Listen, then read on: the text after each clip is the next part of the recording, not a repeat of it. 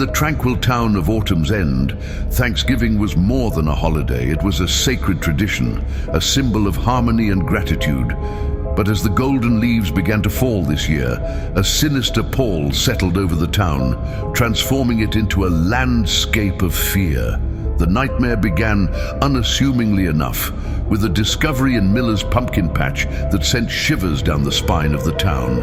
A beloved elder of Autumn's End was found dead, his body grotesquely altered to mimic a grinning jack-o'-lantern. The community, once united in celebration, now whispered in hushed, terrified tones. As the days wore on, the horror escalated. More victims surfaced, each scene more ghastly than the last. The local baker, known for her delightful Thanksgiving pies, was found in her own kitchen, her body prepared as if it were a Thanksgiving turkey. A respected farmer was discovered in his field, positioned eerily like a scarecrow, guarding his last crop. The town, once a postcard of American tradition, became a tableau of terror. The local police, led by the seasoned detective Sarah Langley, were at a loss. The only clue was a thread of history unraveled by Mr. Hawthorne, a town historian. He spoke of the Harrow clan, a family exiled centuries ago amid accusations of witchcraft. The Harrow matriarch, in her final act of defiance, had cursed the descendants of those who had wronged them.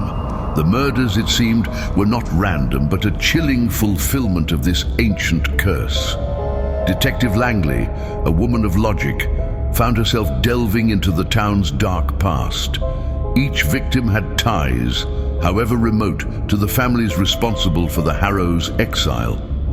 The discovery led her to Jameson Crane, a local artist whose obsession with the Harrow legend had consumed his life and work.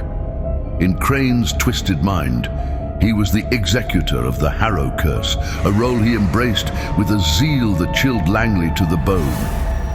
As Thanksgiving neared, the town tensed for Crane's final, most diabolical act. The annual Thanksgiving parade, once a joyous occasion, became the backdrop for a planned assassination. Mayor Evelyn Whitaker, the last direct descendant of the town's founder, was to be Crane's ultimate victim. The day of the parade arrived, filled with an undercurrent of terror. Detective Langley, her senses heightened, watched as Crane, donned in pilgrim attire, made his move towards the mayor. In a moment fraught with tension, Langley intervened, stopping Crane inches from his prey. The town, momentarily paralyzed by fear, erupted in relief as Crane was subdued. In the wake of the terror, as Autumn's End tried to piece itself back together, Detective Langley couldn't shake off a creeping dread.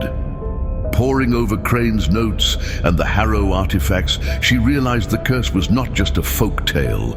There were things she couldn't explain, symbols that predated the Harrows, strange occurrences during her investigation, and her own unnerving dreams.